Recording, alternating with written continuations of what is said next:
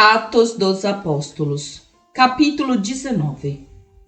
Os discípulos de João Batista em Éfeso. Enquanto Apolo estava em Corinto, Paulo atravessou as províncias superiores e chegou a Éfeso, onde achou alguns discípulos e indagou deles: Recebestes o Espírito Santo quando abraçastes a fé? Responderam-lhe: Não. Nem sequer ouvimos dizer que há um Espírito Santo. Então, em que batismo fostes batizados? Perguntou Paulo. Disseram: No batismo de João.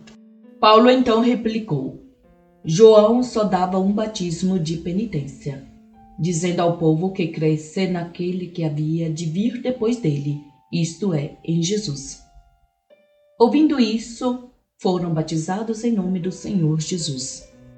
E quando Paulo lhes impôs as mãos, o Espírito Santo desceu sobre eles, e falavam em línguas estranhas e profetizavam.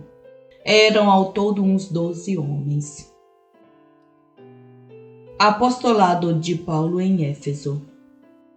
Paulo entrou na sinagoga e falou com desassombro por 3 meses, disputando e persuadindo-os acerca do reino de Deus. Mas como alguns se endurecessem e não crescem, desacreditando a sua doutrina diante da multidão, apartou-se deles e reuniu à parte os discípulos, onde os ensinava diariamente na escola de um certo tirano. Isso durou 2 anos, de tal maneira que todos os habitantes da Ásia, judeus e gentios, puderam ouvir a palavra do Senhor. Deus fazia milagres extraordinários por intermédio de Paulo, de modo que lenços e outros panos que tinham tocado o seu corpo eram levados aos enfermos. E afastavam-se deles as doenças e retiravam-se os espíritos malignos. Os exorcistas judeus. Alguns judeus exorcistas que percorriam vários lugares inventaram invocar o nome do Senhor Jesus sobre os que se achavam possessos dos espíritos malignos, com as palavras: Esconjuro-vos por Jesus, a quem Paulo prega. Assim procediam os 7 filhos de um judeu chamado Cefas, sumo sacerdote. Mas o espírito maligno replicou-lhes: Conheço Jesus e sei quem é Paulo, mas vós quem sois? Nisso o homem possuído do espírito maligno, saltando sobre eles, apoderou-se de 2 deles e subjugou-os de tal maneira que tiveram de fugir daquela casa feridos e com as roupas estraçalhadas. Este caso tornou-se em breve conhecido de todos os judeus e gregos de Éfeso, e encheu-os de temor e engrandeceram o nome do Senhor Jesus. Muitos dos que haviam acreditado vinham confessar e declarar as suas obras. Muitos também, que tinham exercido artes mágicas, ajuntaram os seus livros e queimaram-nos diante de todos. Calculou-se o seu valor e achou-se que montava a 50.000 moedas de prata. Foi assim que o poder do Senhor fez crescer a palavra e a tornou sempre mais eficaz. Projetos de Paulo. Concluídas essas coisas, Paulo resolveu ir a Jerusalém depois de atravessar a Macedônia e a Acaia.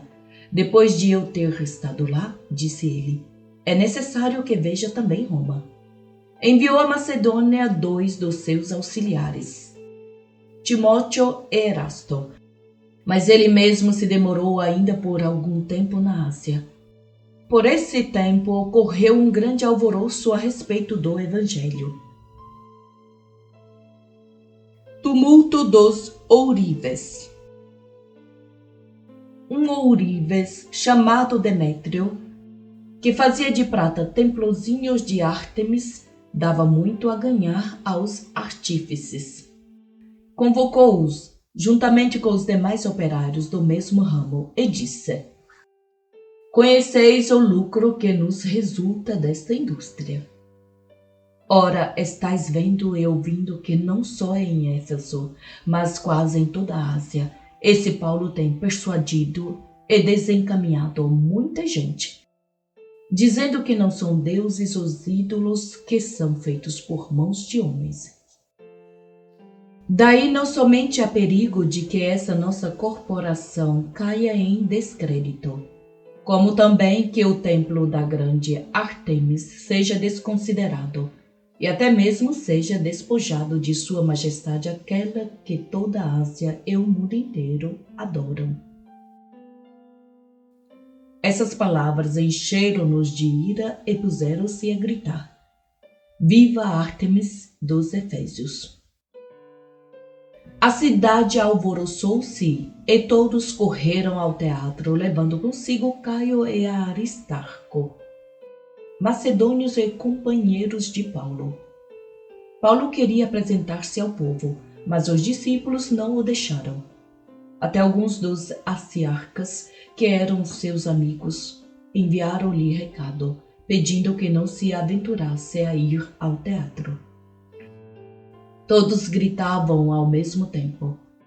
A assembleia era uma grande confusão e a maioria nem sabia por que se achavam ali reunidos. Então fizeram sair do meio da turba Alexandre, que os judeus empurravam para a frente. Alexandre, fazendo sinal com a mão, queria dar satisfação ao povo. Mas quando perceberam que ele era judeu, todos a uma voz gritaram pelo espaço de quase 2 horas: Viva a Ártemis dos Efésios! Então, o escrivão da cidade veio para apaziguar a multidão e disse: Efésios, que homem há que não sabe que a cidade de Efésio cultua a grande Ártemis e que a sua estátua caiu dos céus? Se isso é incontestável, convém que vos sossegueis e nada façais inconsideradamente. Estes homens que aqui trouxestes não são sacrílegos nem blasfemadores da vossa deusa. Mas se Demétrio e os outros artífices têm alguma queixa contra alguém, os tribunais estão abertos e aí estão os magistrados. Institua-se um processo contra eles. Se tendes reclamação a fazer, a Assembleia Legal decidirá. Do que se deu hoje, até corremos risco de sermos acusados de rebelião, porque não há motivo algum que nos permita justificar este concurso.